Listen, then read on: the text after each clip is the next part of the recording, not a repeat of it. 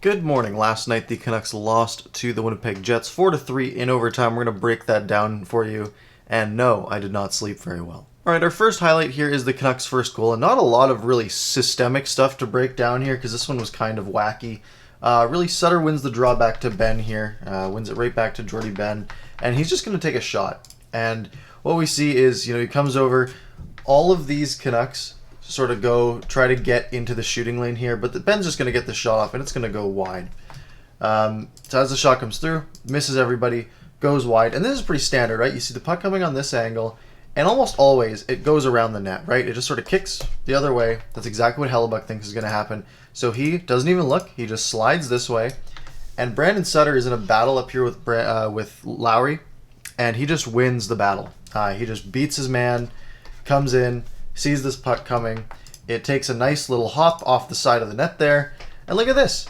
Wide open net. Hellebuyck almost gets back, actually. He's got his foot on the post here, so he's able to push off. Not able to get back in time. Sutter's able to get it up just a little bit, and the Canucks lead 1-0. Alright, the Canucks' second goal also comes off of a face-off win. So this puck is won back, and this seems to be sort of a set play, where you have Pettersson winning the puck back to Hughes. Hughes will sort of skate out to here and play it over to Ben, and during that time, all of the Canucks forwards are trying to get in front of the net for a tip, a rebound, a screen, just something, disrupt this play. So, puck comes back and we see Miller fights this guy here to get to the net. Pettersson's going to the net. He's coming around to go to the net. Everyone's going to the net. Puck comes over. And Dubois isn't really in the shooting lane, so Ben's going to try to just get this through here. The issue is it hits Boeser and Poolman as they come across, so the shot comes through. It's coming right here. And it ends up hitting, I think, Poolman in the skate, maybe Boeser. And basically it shoots up, you can see it right here, and it shoots up right into the chest of Mark Scheifele. So he sort of tries to stop it, and he ends up punching it out, and that comes right to the open ice here. So Miller sees it and goes on to get it. Now what's interesting here is we see Poolman also turns around to come and get this puck, right? So he's now looking this way, and Boeser just sort of sneaks into this area. Really smart play from Miller here. He goes and gets this puck. He's on his forehand, and he's now facing away from the net. But he's got Morrissey coming this way. He's got Poolman coming this way. And Boeser just stops and gives him an option, right? Give him someone to pass to. So Miller makes the pass over, and Boeser's just going to let this go, right? Look at this prime shooting position. He's ready on the shot. And this side of the net is pretty open, right? Like, he's got some open space here. Unfortunately, the puck just rolls up on him, and it ends up flying way off track and into Pettersson. So it hits Pettersson in the chest. But off of this, Boeser was shooting this way, so Hellebuyck's moving this way. Everyone's looking this way. No one knows where the puck is really except Pettersson. And it drops, and look how quickly he reacts, right? This puck is still like at this height, and it's dropping, and he's already two hands on his stick ready to smack this puck. Hellebuyck is still out of position. He's trying to slide back. What a play by Pettersson here. Just right as it lands, chops it, right top shelf, and the Canucks have a 2-0 lead.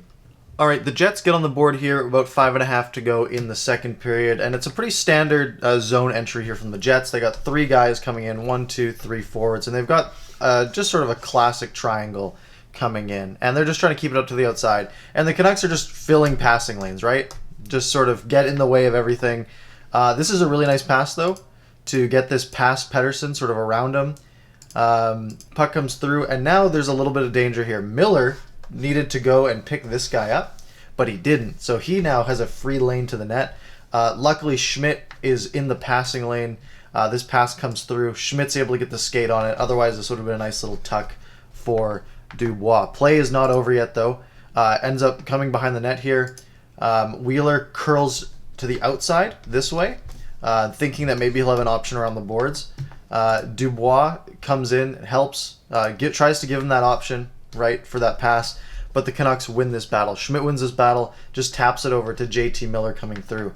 Unfortunately for Miller, Scheifele has a little bit of momentum. He's coming around the net here, and he goes just to break him up, and he does a pretty good job here. He just lifts his stick, and he just gets a little tap to leave it here for Blake Wheeler, who came to support. Schmidt didn't pick up Wheeler coming in, and now the Canucks are in trouble. Wheeler can just cut in front here.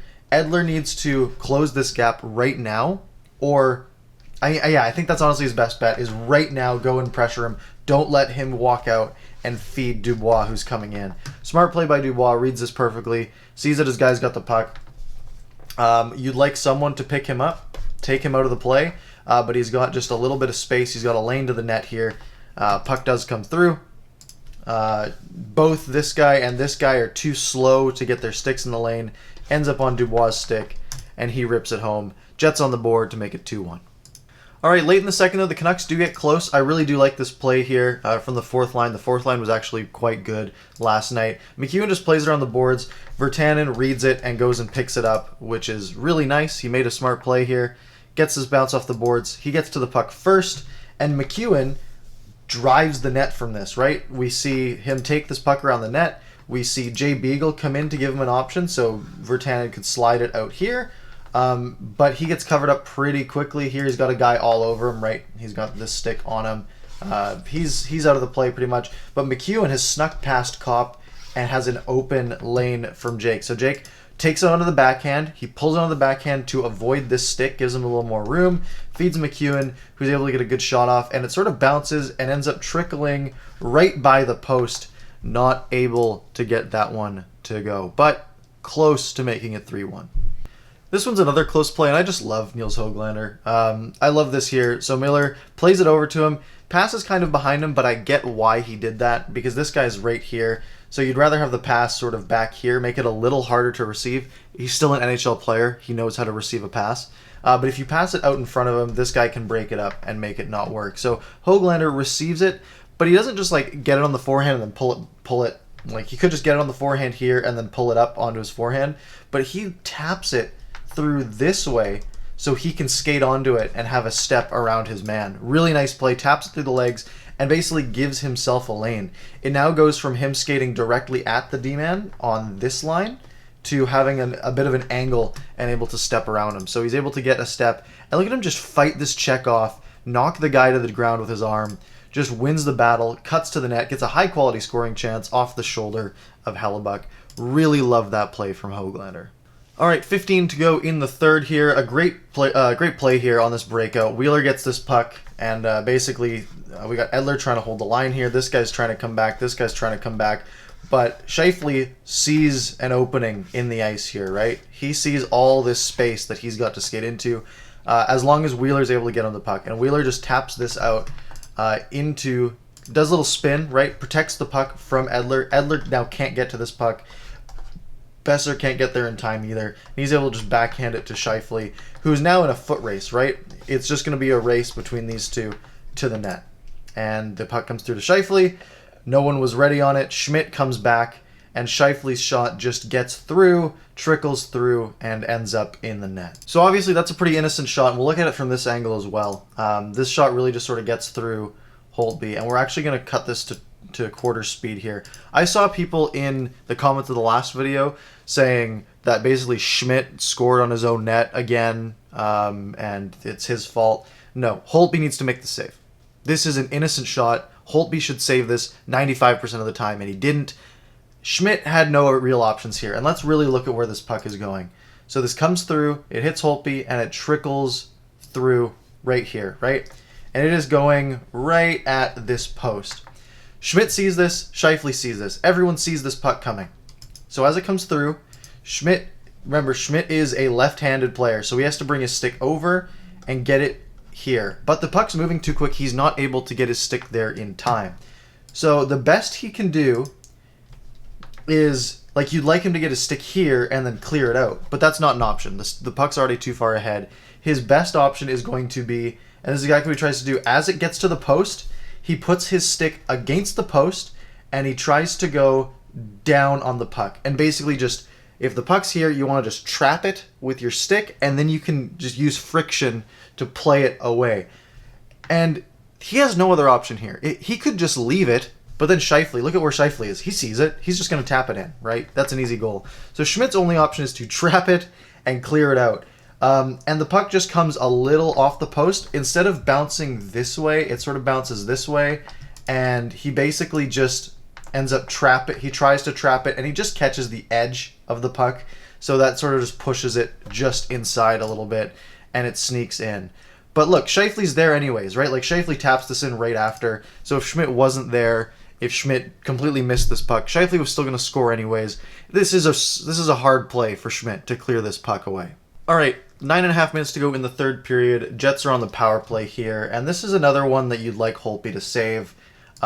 Basically, they make a play here back to the point, and this is what we've seen from the Canucks power play. Their goal is to keep everything to the outside. You can shoot the puck from the point, you can shoot the puck from the sidewall, we're going to block it. And that's basically been their MO, and it's worked pretty well.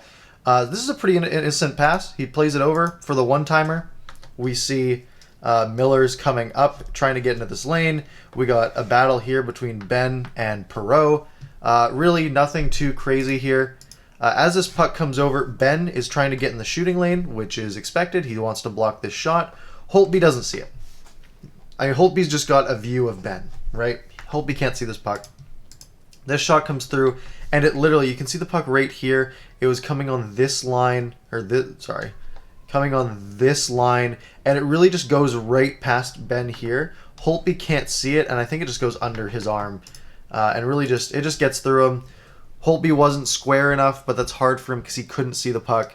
This is one of those ones where Ben blocks this 90% of the time, right? It hits him, it gets deflected, it doesn't get through cleanly, and the times it does get through, it usually hits the goalie. It just snuck through. It's 3-2. Unfortunate play for the Canucks. All right, we were just all over Holtby for bad goals let in here, but let's give him some credit. This is about 7.5 minutes to go, and a great little pass over here over the stick of Edler. Holtby slides to his right, just gets the blocker on it. This was a really nice save, and this kept the Canucks in the game. Even though he's let in some weak ones, he still performed when he needed to and made that save. And the Canucks are on the power play shortly after, looking to tie this game. Standard play where they use the umbrella, they feed it to Hughes. Hughes is going to pass this over to Pettersson, as usual. And this should have tied the game, but Pettersson rips this right off the crossbar, right on the junction, the corner of the post. And it's still 3-2. That's Pettersson's 9th post of the year. But Pettersson wasn't done. 44 seconds to go here in the third period. Net is empty. It's a 6-on-4 after the delay of game penalty. And Hughes goes to tee up Pettersson, and I saw lots of people, again, thinking, why didn't he shoot this one? Well, look at where this pass is going. It's kind of going onto his back foot. Pettersson likes it right here, not right here, and that's enough to make his shot not work very well. So he adapts really smartly, and he just goes to stop the puck and then take a wrister. So he goes to stop it, but as we saw, as that puck was going over to him, it was sort of wobbling, and it just bounces over, it rolls right over his stick. But he's smart. He realizes it immediately that there's no weight on his stick anymore. So he pulls it back, gets it back to Quinn Hughes. You have Adam Lowry coming into pressure, and as this puck comes back, he's going to slide back into his spot, giving Pettersson this open space again. So Lowry moves over, and now again, Pettersson's got this opening, and he just rips this. This is a brutally, just ridiculous shot. Rips it right over the shoulder. Unsavable for Hellebuyck. We're tied. We're going to OT. The Canucks do get one good look in OT. It's Quinn Hughes. The Jets have 3 forwards out there. The Canucks kind of do too with Quinn Hughes on the ice. And he's really just got Dubois in front of him. And he just makes a nice move. Scheifele's able to get in there with the stick. And Hughes almost slides this in. Like this just slides past the net. Pettersson, I don't think he expected Wheeler to pressure him this hard. Normally in 3-on-3 overtime, when the pucks go into the corner, Pettersson would have a bit of time, and this guy would try to basically just box him out into the corner.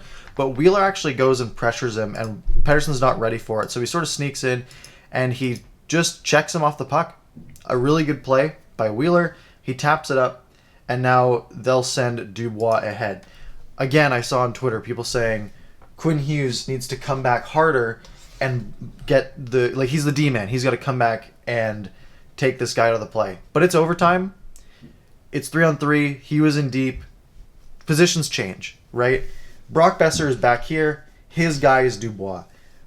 Quinn Hughes' guy is Scheifele. That's just the way it is. If you have Quinn Hughes going hard here, it causes confusion. Besser has to switch guys, and there's mistakes that can be made there. You're fine with a one-on-one. One-on-ones, the D-man usually wins, even if it's a forward. It's usually a winnable thing. The issue here is the spacing.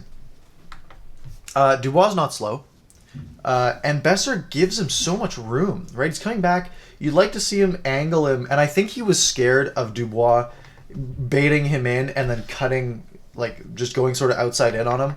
But he gives him so much space, and again, Hughes has this guy, that's fine. He's not really a threat, because if they drop it here, Hughes closes the gap and breaks it up. But look at all this room. They're basically, he's only got a foot of extra space to the net, and Dubois got this whole lane, right? So Dubois is really smartly looking this way.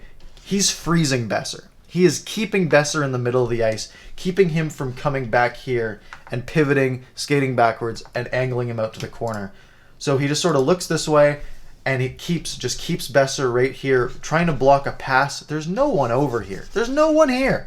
There's no one there. So he just looks that way, and then he drives. He drives, and he has a step on Besser. Oh, whoops. And Besser, I'd like to see him sort of go with his stick over top and try to sort of slash down on his stick and just disrupt the play. Instead, he sort of just goes all out, tries to just slow him down a bit and just basically disrupt his shot.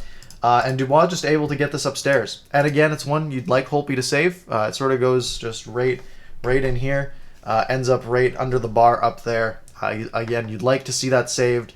You'd like to see Besser make that harder for Dubois. Just not ideal. Jets win 4-3 in overtime. The Canucks salvage a point. If you enjoyed this video, hit like, hit subscribe. We do these after most Canucks games. Unfortunately, it's not as fun when they lose, but we'll do it nonetheless. That's all I've got for today, and I'll see you tomorrow.